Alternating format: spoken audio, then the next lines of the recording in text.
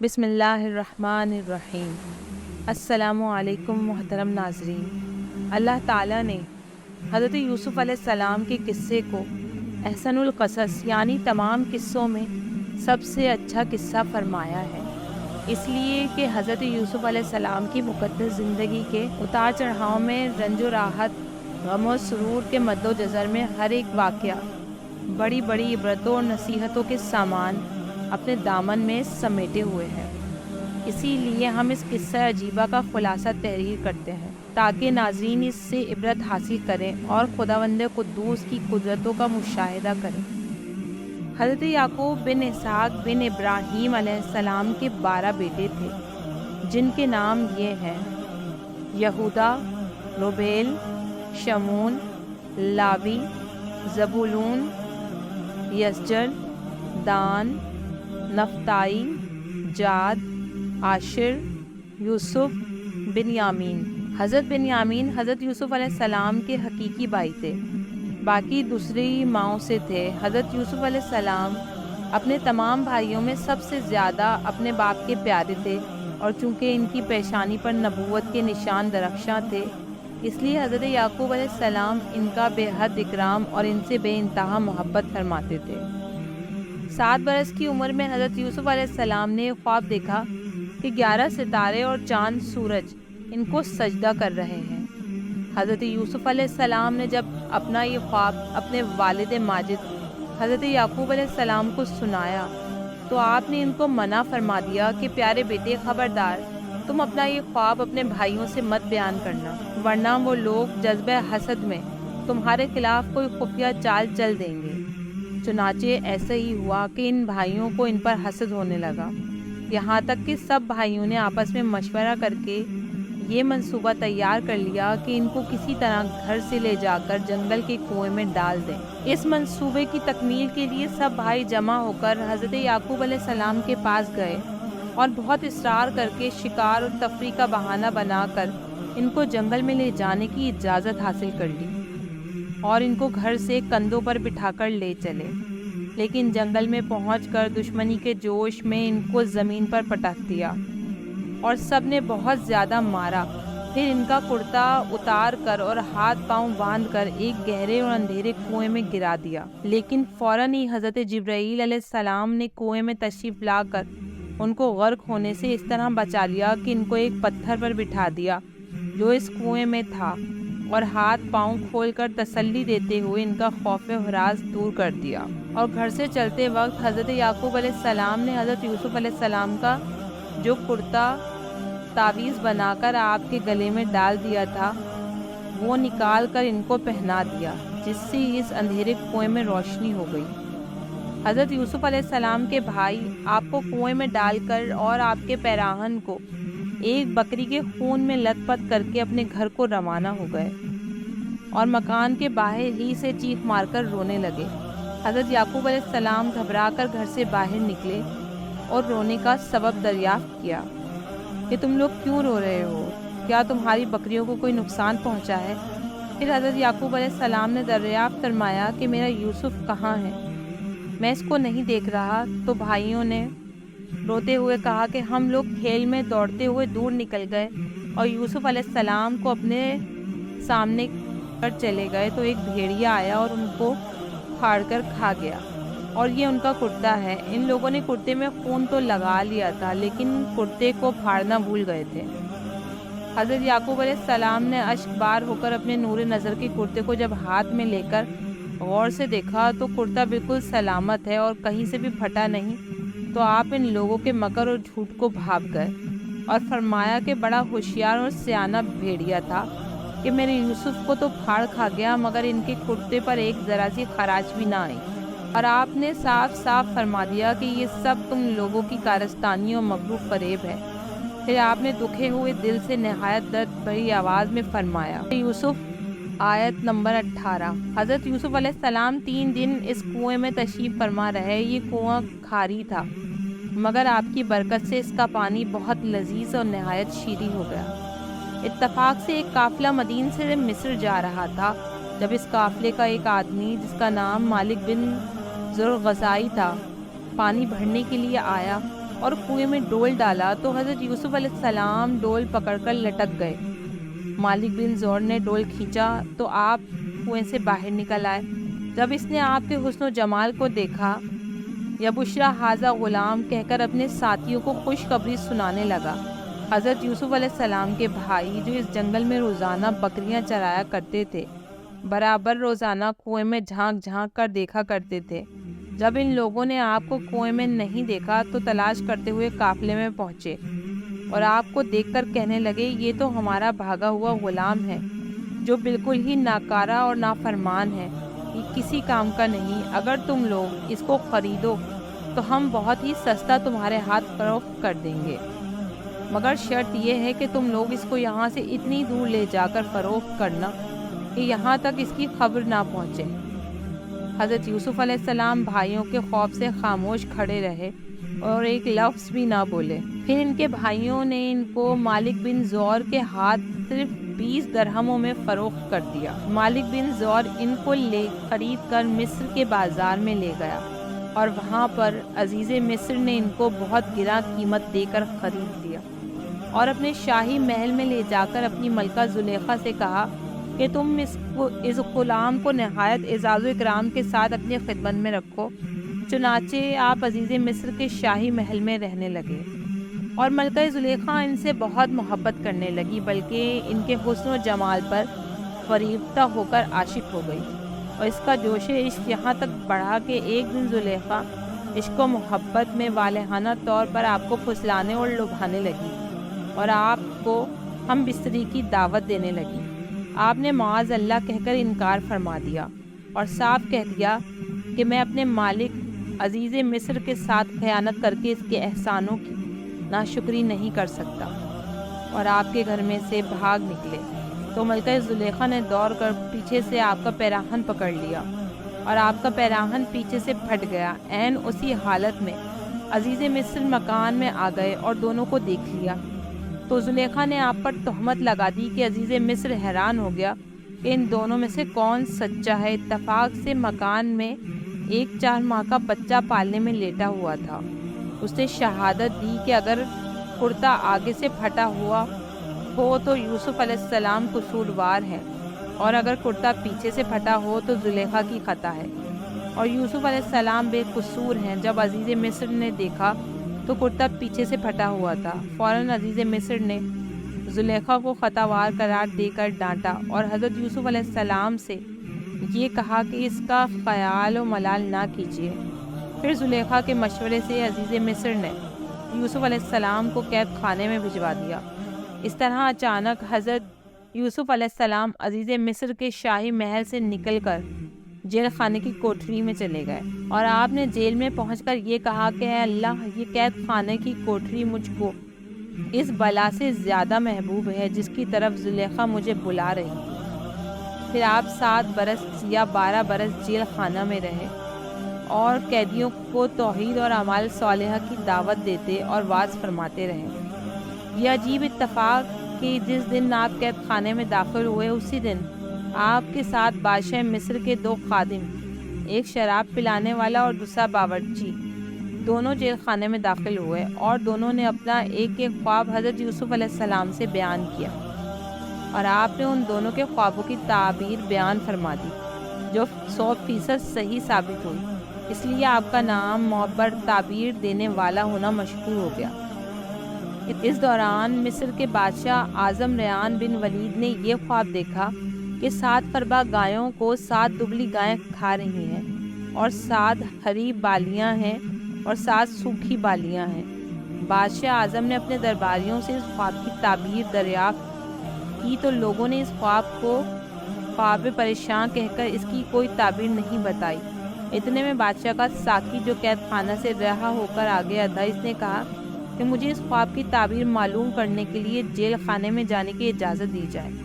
چنانچہ یہ بادشاہ قاعدہ ہو کر قید خانے میں حضرت یوسف علیہ السلام کے پاس گیا اور بادشاہ کا خواب بیان کر کے تعبیر دریافت کی کہ 7 دبلی گائیں 7 موٹی گایوں کو کھا رہی ہیں، اور 7 ہری بالیاں ہیں اور 7 سوکھی۔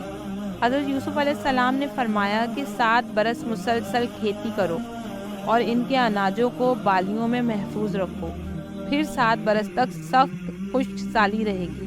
قحط کے ان 7 برسوں میں پہلے 7 برسوں کا محفوظ کیا ہوا اناج لوگ کھائیں گے، اس کے بعد پھر ہریالی کا سال آئے گا۔ قاصد نے واپس جا کر بادشاہ سے اس کے خواب کی تعبیر بتائی تو بادشاہ نے حکم دیا کہ حضرت یوسف علیہ السلام کو جیل خانے سے باہر نکال کر میرے دربار میں لاؤ۔ قاصد رہائی کا پروانہ لے کر جیل خانہ میں پہنچا تو آپ نے فرمایا کہ پہلے زلیخا اور دوسری عورتوں کے ذریعے میری بے گناہی اور پاک دامنی کا اظہار کرا لیا جائے، اس کے بعد ہی میں جیل خانے سے باہر نکلوں گا۔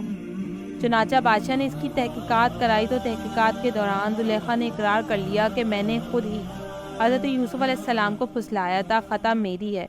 حضرت یوسف علیہ السلام سچے اور پاک دامن ہیں۔ اس کے بعد بادشاہ نے حضرت یوسف علیہ السلام کو دربار میں بلا کر کہہ دیا کہ آپ ہمارے معتمد اور ہمارے دربار کے معزز ہیں۔ حضرت یوسف علیہ السلام نے کہا کہ آپ زمین کے خزانوں کے انتظامی امور اور حفاظتی نظام کے انتظام پر میرا تقرر کر دیں، میں پورے نظام کو سنبھال لوں گا۔ بادشاہ نے خزانے کا انتظامی معاملہ اور ملک کے نظام و انصرام کا پورا شعبہ آپ کے سپرد کر دیا۔ مصر کی حکمرانی کا اقتدار آپ کو مل گیا۔ اس کے بعد آپ نے خزانوں کا نظام اپنے ہاتھ میں لے کر 7 سال تک پلان چلایا اور اناجوں کو بالیوں میں محفوظ رکھا، یہاں تک کہ قحط تو خشک سالی کا شروع ہو گیا تو پوری سلطنت کے لوگ غلے خریداری کے لیے مصر آنا شروع ہو گئے اور آپ نے غلوں کی فروخت شروع کر دی۔ اسی سلسلے میں آپ کے بھائی کنعان سے مصر آئے۔ حضرت یوسف علیہ السلام نے تو ان کو دیکھتے ہی پہلی نظر میں پہچان لیا، مگر آپ کے بھائیوں نے آپ کو بالکل ہی نہ پہچانا۔ آپ نے ان لوگوں کو غلہ دے دیا اور پھر فرمایا کہ تمہارا ایک بھائی بنیامین ہے، آئندہ اس کو بھی ساتھ لے کر آنا۔ اگر تم لوگ آئندہ اس کو ساتھ نہ لائے تو تمہیں غلہ نہیں ملے گا۔ بھائیوں نے جواب دیا کہ ہم اس کے والد کو رضامند کرنے کی کوشش کریں گے۔ پھر حضرت یوسف علیہ السلام نے اپنے غلاموں سے کہا کہ تم لوگ ان کی نقدیوں کو ان کی بوریوں میں ڈال دو تاکہ یہ لوگ جب اپنے گھر پہنچ کر ان نقدیوں کو دیکھیں گے تو امید ہے کہ ضرور یہ لوگ واپس آئیں گے۔ چنانچہ جب یہ لوگ اپنے والد کے پاس پہنچے تو کہنے لگے کہ ابا جان اب کیا ہوگا؟ عزیز مصر نے تو یہ کہہ دیا ہے کہ جب تک تم لوگ بنیامین کو ساتھ لے کر نہ آؤ گے تمہیں غلہ نہیں ملے گا، لہٰذا آپ بنیامین کو ہمارے ساتھ بھیج دیں تاکہ ہم ان کے حصے کا بھی غلہ لے لیں، اور آپ اطمینان رکھیں ہم لوگ ان کی حفاظت کریں گے۔ اس کے بعد جب ان لوگوں نے اپنی بوریوں کو کھولا تو حیران رہ گئے کہ ان کی رقمیں اور نقدیاں ان کی بوریوں میں موجود تھیں۔ یہ دیکھ کر برادران یوسف نے پھر اپنے والد سے کہا کہ ابا جان، اس سے بڑھ کر اچھا سلوک اور کیا چاہیے؟ دیکھ لیجئے کہ عزیز مصر نے ہم کو پورا غلہ بھی دیا اور ہماری نقدیوں کو بھی واپس کر دیا، لہٰذا آپ بلا خوف و خطر ہمارے بھائی بنیامین کو ہمارے ساتھ بھیج دیں۔ حضرت یعقوب علیہ السلام نے فرمایا کہ میں ایک مرتبہ یوسف کے معاملے میں تم لوگوں پر بھروسہ کر چکا ہوں تو تم لوگوں نے کیا کر ڈالا، اب دوبارہ میں تم لوگوں پر کیسے بھروسہ کروں؟ میں اس طرح بنیامین کو ہرگز تم لوگوں کے ساتھ نہیں بھیجوں گا، لیکن ہاں، اگر تم لوگ حلف اٹھا کر میرے سامنے عہد کرو تو البتہ میں اس کو بھیج سکتا ہوں۔ یہ سن کر سب بھائیوں نے حلف لے کر عہد کیا اور آپ نے ان لوگوں کے ساتھ بنیامین کو بھیج دیا۔ جب یہ لوگ عزیز مصر کے دربار میں پہنچے تو حضرت یوسف علیہ السلام نے اپنے بھائی بنیامین کو اپنی مسند پر بٹھا لیا اور چپکے سے ان کے کان میں کہہ دیا کہ میں تمہارا بھائی یوسف ہوں، لہٰذا تم کوئی فکر و غم نہ کرو۔ پھر آپ نے سب کو اناج دیا اور سب نے اپنی اپنی بوریوں کو سنبھال لیا۔ جب سب چلنے لگے تو آپ نے بنیامین کو اپنے پاس روک لیا۔ اب برادران یوسف سخت پریشان ہوئے، اپنے والد کے روبرو یہ عہد کر کے آئے تھے کہ ہم اپنی جان پر کھیل کر بنیامین کی حفاظت کریں گے، اور یہاں بنیامین ان کے ہاتھ سے چھین لیے گئے۔ اب گھر جائیں تو کیوں کر اور یہاں ٹھہریں تو کیسے؟ یہ معاملہ دیکھ کر سب سے بڑا بھائی یہودا کہنے لگا، اے میرے بھائیوں، سوچو کہ تم لوگ والد صاحب کو کیا عہد و پیمان دے کر آئے ہو، اور اس سے پہلے تم اپنے بھائی یوسف کے ساتھ کتنی بڑی تقصیر کر چکے ہو، لہٰذا میں تو جب تک والد صاحب کا حکم نہ دے زمین سے ہٹ نہیں سکتا۔ ہاں، تم لوگ گھر جاؤ اور والد صاحب سے سارا ماجرا عرض کر دو۔ چنانچہ یہودا کے سوا دوسرے سب بھائی لوٹ کر گھر آئے اور اپنے والد سے سارا حال بیان کیا۔